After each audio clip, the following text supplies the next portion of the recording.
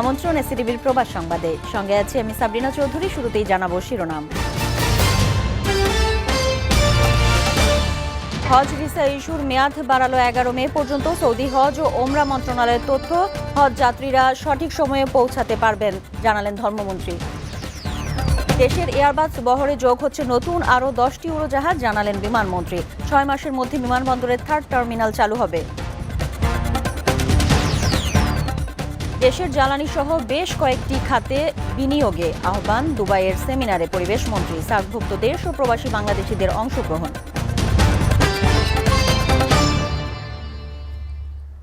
হজ visa ইস্যুর মেয়াদ 11 মে পর্যন্ত বাড়িয়েছে সৌদি আরবের হজ ও ওমরা মন্ত্রণালয়। সবশেষ 7 মে পর্যন্ত ভিসার জন্য আবেদনের সময় দিয়েছিল সৌদি। এদিকে হজযাত্রীরা সঠিক সময়ে সৌদি পৌঁছাতে পারবেন বলে জানিয়েছে ধর্মমন্ত্রী ফরিদুল হক খান। সঠিক সময়ে তাদের ভিসাও হবে বলে জানান তিনি। মন্ত্রণালয়ে সাংবাদিকদের সাথে আলাপকালে একথা জানান তিনি। মন্ত্রী বলেন, হজযাত্রী নেয়া ও ভিসা দেওয়ার দায়িত্ব সৌদি সরকারের। এছাড়া হজযাত্রী না নিতে পারলে ব্যর্থতার দায়ও তাদের উপরই পড়বে বলে জানান তিনি। হজযাত্রীদের ভিসা নেয়ার নির্ধারিত তারিখ পার হলেও এই ব্যাপারে চিন্তিত না হতে বলেন ধর্মমন্ত্রী।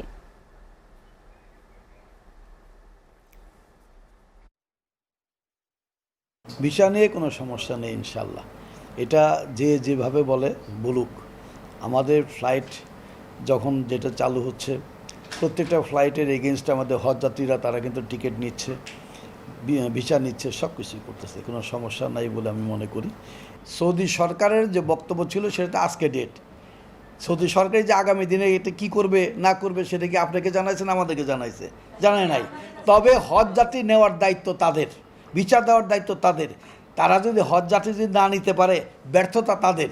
তবে আমি এটুকু বলতে পারি যে আমাদের পক্ষ থেকে এবং সৌদি গভর্নমেন্টের পক্ষ থেকে সব হজযাত্রী সঠিক সময়ে যাবে, সঠিক সময়ে ভিসা হবে ইনশাআল্লাহ।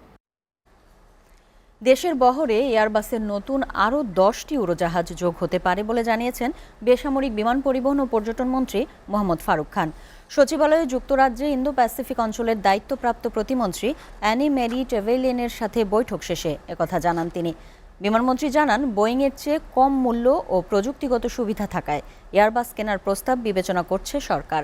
সিদ্ধান্ত নিতে 1 থেকে 1.5 মাস সময় লাগতে পারে বলে জানান ফারুক খান।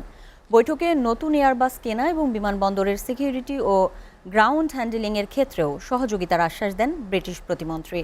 আগামী 6 মাসের মধ্যে হজরত শাহজালাল আন্তর্জাতিক বিমানবন্দরের 3rd টার্মিনাল পুরোপুরি চালু হতে পারে বলে জানান বেসামরিক বিমান পরিবহন ও পর্যটন মন্ত্রী ফারুক খান। বাংলাদেশে আমাদের বোয়িং আছে, আমরা এয়ারবাসও কনসিডার করছি, যাতে একই ধরনের প্লেন না কিনে 2 ধরনের প্লেন হলে আমাদের সুবিধা হতে পারে বিভিন্নভাবে। সেটার জন্য আমরা ইতিমধ্যে আলোচনা চলছে। এয়ারবাস ইতিমধ্যে তাদের অফার দিয়েছে, ফাইন্যান্সিয়াল অফার, বিভিন্ন অফার দিয়েছে। সেই অফারগুলিকে ভালোভাবে স্টাডি করে তারপরে আমরা সিদ্ধান্ত নেব। এছাড়াও সিকিউরিটি, গ্রাউন্ড হ্যান্ডলিং, এই ধরনের বিভিন্ন বিষয় নিয়েও তারা ইন্টারেস্টেড। এই মুহূর্তে আমাদের পরিকল্পনা প্রায় 10টার মতো এয়ারবাস কেনা আলটিমেটলি।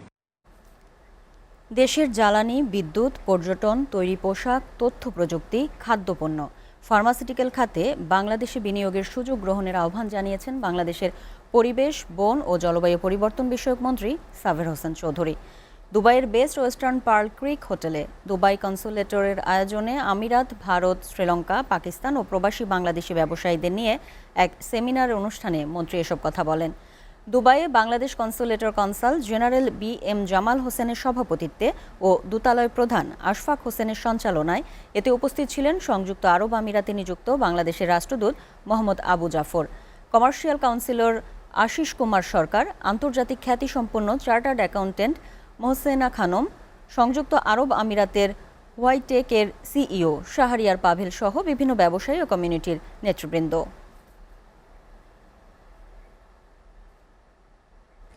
রিয়াদ বাংলাদেশ ও উপসাগরীয় সহযোগিতা পরিষদের মধ্যে অংশীদারিত্ব সংলাপ আয়োজনের উদ্দেশ্যে জ্যেষ্ঠ কর্মকর্তাদের প্রথম বৈঠক রিয়াদস্থ GCC সচিবালয়ে অনুষ্ঠিত হয়েছে। এতে বাংলাদেশ প্রতিনিধি দলের সভাপতিত্ব করেন পররাষ্ট্র সচিব মাসুদ বিন মোমেন এবং GCC প্রতিনিধি দলের সভাপতিত্ব করেন GCC সচিবালয়ের সহকারী মহাসচিব ডক্টর আব্দুল আজিজ আল ওয়াইশেগ। এছাড়াও বৈঠকে GCC সদস্য রাষ্ট্রসমূহ থেকে আগত জ্যেষ্ঠ কর্মকর্তাবৃন্দ অংশগ্রহণ করেন। বৈঠকে দুই পক্ষের মধ্যে আগামী 5 বছরের রাজনৈতিক ও নিরাপত্তা, বাণিজ্য ও বিনিয়োগ, কৃষি ও খাদ্য নিরাপত্তা, জলবায়ু পরিবর্তন ও পরিবেশ সুরক্ষা এবং সাংস্কৃতিক ক্ষেত্রে সম্ভাব্য সহযোগিতার খসড়া যৌথ কর্মপরিকল্পনা নিয়ে বিস্তারিত আলোচনা হয়। আলোচনায় ফিলিস্তিনি পরিস্থিতি, আঞ্চলিক শান্তি ও স্থিতিশীলতা, লোহিত সাগরে পরিবহন নিরাপত্তা, রোহিঙ্গা সমস্যা সমাধানে করণীয়, ইউক্রেন রাশিয়া যুদ্ধের নেতিবাচক প্রভাব মোকাবেলা, সন্ত্রাসবাদ ও উগ্রবাদ মোকাবেলা, সাইবার নিরাপত্তা বিষয়ে উভয় পক্ষের ফলপ্রসূ আলোচনা হয়। গেল 18 নভেম্বর 2022 তারিখে উপসাগরীয় সহযোগিতা পরিষদের সাথে বাংলাদেশের মন্ত্রী পর্যায়ের নিয়মিত অংশীদারিত্ব সংলাপ অনুষ্ঠানের বিষয়ে সমঝোতা স্মারক স্বাক্ষরিত হয়।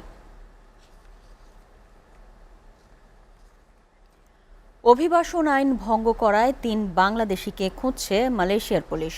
সোমবার দেশটির ইমিগ্রেশন বিভাগের অফিসিয়াল ফেসবুক পেজে তাদের ছবি দিয়ে বিজ্ঞপ্তি প্রকাশ করেছে। 3 বাংলাদেশি হলেন শরীফুল ইসলাম, শরীফ ও মোহাম্মদ মামুনুর রশিদ। এর আগে গত 30 জানুয়ারি এই 3 বাংলাদেশির ছবি প্রকাশ করে দেশটির অভিবাসন বিভাগ জানায়, মালয়েশিয়ার অভিবাসন আইনের আওতায় আদালতে বিচারের উদ্দেশ্যে অভিযুক্তদের তথ্য সরবরাহ করতে সহায়তা করার জন্য সাধারণ জনগণের সহযোগিতা চায় কর্তৃপক্ষ। এতে আরও বলা হয়েছে, উল্লেখিত ব্যক্তিদের অবস্থান সম্পর্কে কোনো তথ্য জানা থাকলে সরাসরি তদন্তকারী অফিসার, ইমিগ্রেশনের senior deputy assistant director Noor Haslinda binti Mohammad Padzil, enforcement division, Malaysian immigration department হেডকোয়ার্টারে 88801338/1330 নম্বরে অফিস চলাকালে ফোন দিয়ে জানানোর অনুরোধ করা হয়। এসিটিভির প্রবাস সংবাদ শেষ করার আগে শিরোনামগুলো জানাবো আরও একবার। হজ ভিসা ইস্যুর মেয়াদ বাড়ল 11 মে পর্যন্ত। সৌদি হজ ও ওমরা মন্ত্রণালয়ের তথ্য, হজযাত্রীরা সঠিক সময়ে পৌঁছাতে পারবেন, জানিয়েছে ধর্মমন্ত্রী। দেশের এয়ারবাস বহরে যোগ হচ্ছে নতুন আরও 10টি উড়োজাহাজ, জানালেন বিমানমন্ত্রী। 6 মাসের মধ্যে বিমানবন্দরের 3rd টার্মিনাল চালু হবে। দেশের জ্বালানি সহ বেশ কয়েকটি খাতে বিনিয়োগের আহ্বান, দুবাইয়ের সেমিনারে পরিবেশ মন্ত্রী। সার্কভুক্ত দেশ ও প্রবাসী বাংলাদেশিদের অংশগ্রহণ।